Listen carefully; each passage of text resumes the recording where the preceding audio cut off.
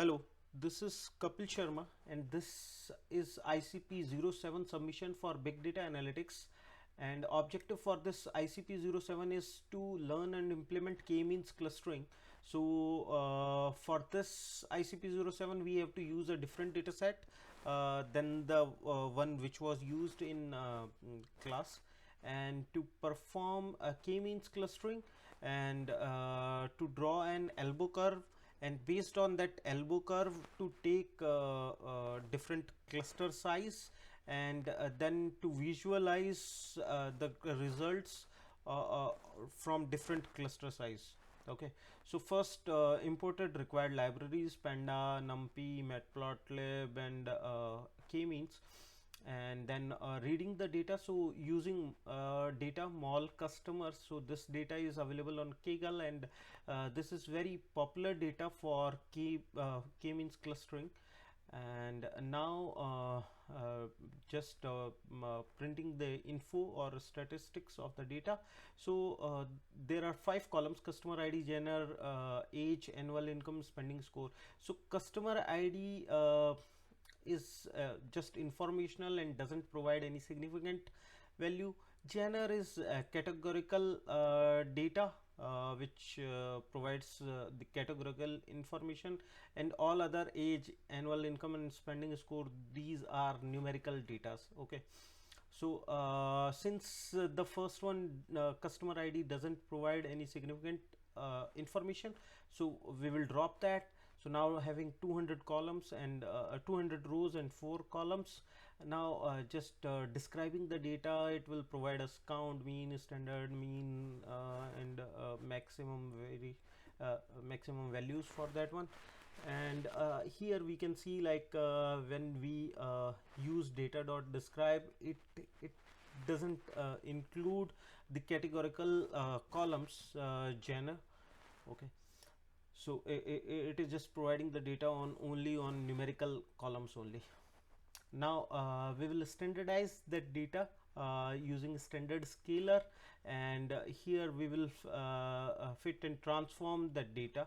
So the created a data frame, data underscore s, and now printing that data underscore s for the statistics. So here you can see, like for the 2 columns 0 and 1. So here the magnitude is not having a different much difference, so it looks similar. Now we need to change the scale data set to Panda data frame. So we will use pd dot data frame, and then use the data scaled here from here, and we will use df underscore scaled, and just printing 5 data using dot head, the first 5 data.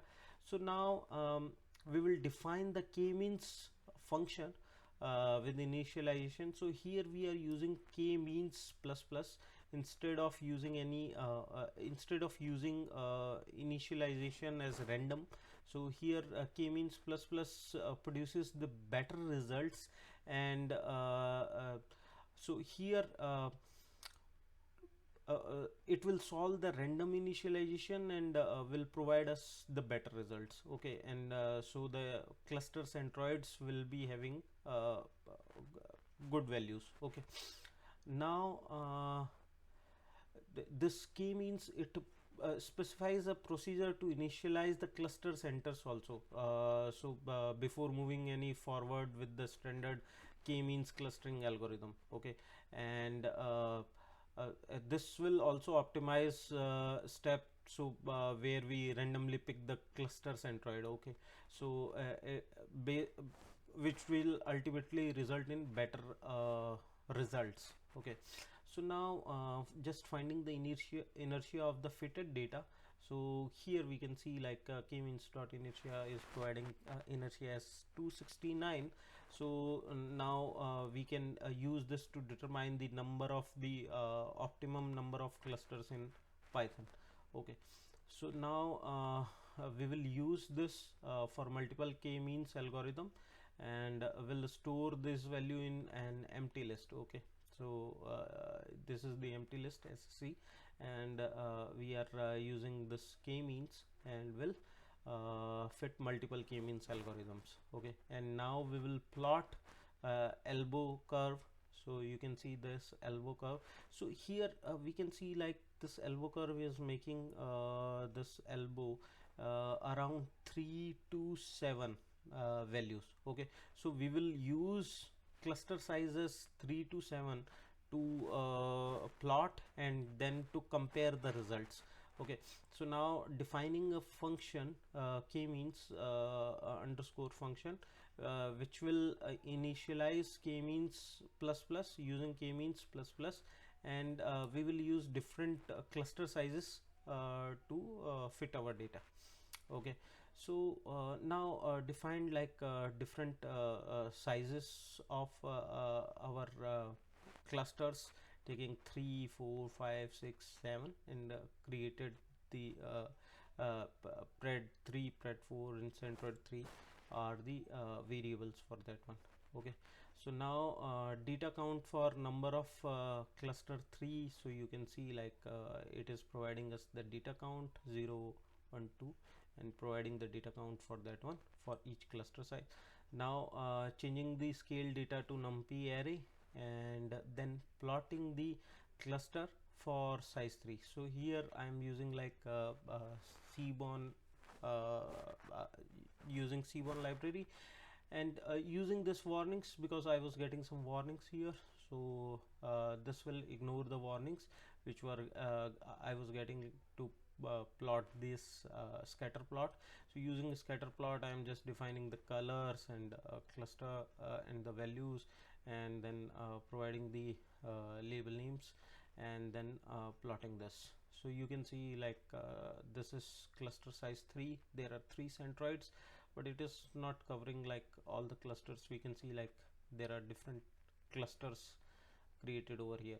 This is 4. This gives a better result, but still like this 5 cluster size, this provides better result because we can see like there are 5 different clusters which can be visualized also, right? So if we are creating 6, it will try to provide centroid for these clusters also, which are not so much visible, and 7 will provide us 7 centroids or create 7 classes or 7 clusters. So from visualizing it looks like cluster size of 5 that provides the better description of all these classes in this data. Thank you.